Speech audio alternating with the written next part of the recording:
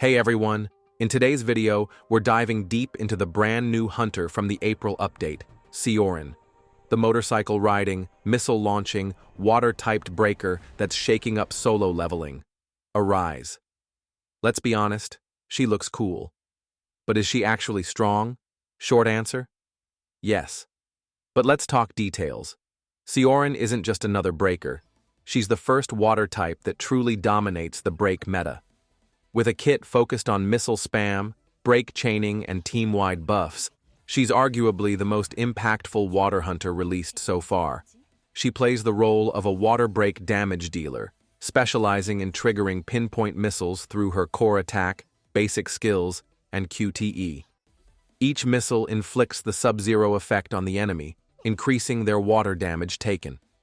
And when she successfully puts an enemy into break state, her limited break effect activates, significantly boosting her damage and resetting her kit, turning her into an offensive powerhouse. Let's start with her damage.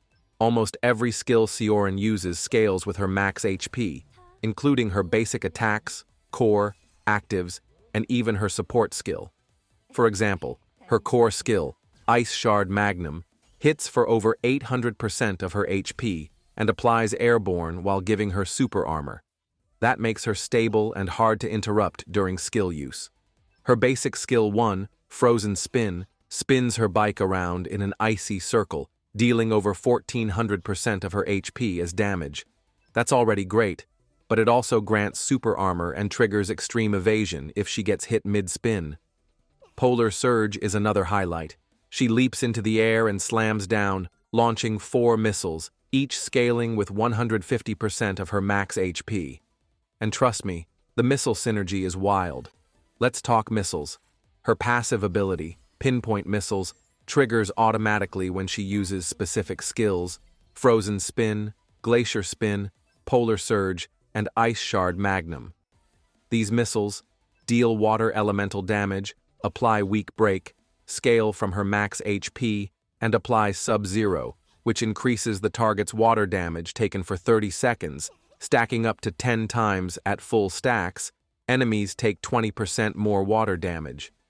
That makes her a huge support to other damage dealers like Alicia or units that rely on element advantage. So what does this mean?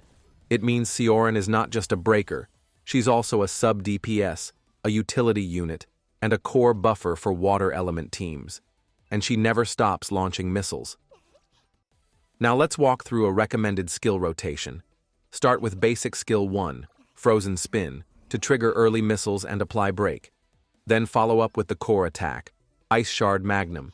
Next, use the ultimate, Frost Chaser, for a full barrage and massive break. Finally, use basic skill 2, Polar Surge, for additional missiles and follow-up. If you're using QTE, Glacier Spin fits in whenever the conditions are met, especially after break or stuns. As for the recommended skill level up order, here's what you want to prioritize. First, level up basic skill 1, then basic skill 2, followed by the ultimate skill. After that, invest in the core attack, then the QTE skill, and finally, the support skill and basic attacks. When it comes to stats, SEORIN shines when built around max HP, damage increase, critical hit damage. These scale directly with her missiles and overall kit power. Her ultimate, Frost Chaser, is a showstopper. She launches a full barrage of missiles, dashes forward, and fires behind her for a massive shockwave. The total scaling? Over 2,400% of her HP, and it applies almighty break. Let's look at team synergy. SEORIN works especially well with Alicia, who gains extra damage from sub-zero stacking. She also fits alongside Seo Jiwoo or Nam Chae Young, but here's the thing. SEORIN does what they do, but better.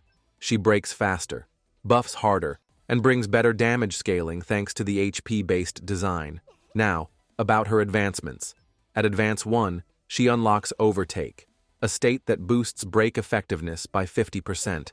When she breaks an enemy, she enters Limited Break, which resets all cooldowns and fully restores her core and power gauges. Advance 2 adds more missile count to some skills. Advance 3 gives her 20% more HP, 20% more defense, and regenerates MP passively. At Advance 4, she begins to boost her entire team's water damage, 10% per water unit, up to 30% total. Advance 5 is where she becomes a monster. Her missiles gain 100% critical rate, 50% critical damage, and all her effects become more powerful. Sub-Zero boosts enemy damage taken even more. Limited Break increases all damage sources dramatically. And here's the best part. Even if you're free to play, Advance 1 to 3 already makes her a great unit. You get strong break, missiles, and basic team synergy. Advance 4 and 5 are bonuses for endgame players or whales, not requirements to enjoy her. So how does she feel to play? Honestly, she's satisfying.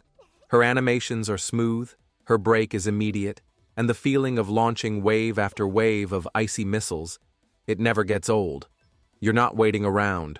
You're slamming enemies, chaining resets, and watching HP bars melt. Let's talk builds. Chaotic Desire is great for breaking enemies with elemental weakness. Destructive Instinct boosts missile-based break and skill damage. Greed is a flexible option if you want more sub-DPS power. All three are valid. Pick what fits your team style. As for cores, double red with a purple is ideal, but mixed cores can work depending on availability. And about synergy, based on leaks, and again, these are just leaks, SEORIN may be designed to pair with the upcoming Water Cha. Cha's rumored kit scales with defense, and SEORIN brings buffs like HP, defense, and MP regen that could help her shine. Her passive, Black Tea, applies to the whole team and stays active as long as SEORIN is alive. But remember, nothing is confirmed. Don't summon her only for potential future synergy. However, skipping SEORIN just to wait for Cha might be like skipping Essel Radiru just to summon Kanai Tawada. Strong on their own, but strongest together. So, should you summon SEORIN? If you want the best water breaker in solo leveling, Arise, a unit that can support, break, and damage all in one, a future-proof member of your elemental squad, and a character that just feels great to use. Then yes, SEORIN is absolutely worth it. Even now, she sits at the top of the break meta, and we've only just begun to see what she can do. Good luck with your summons.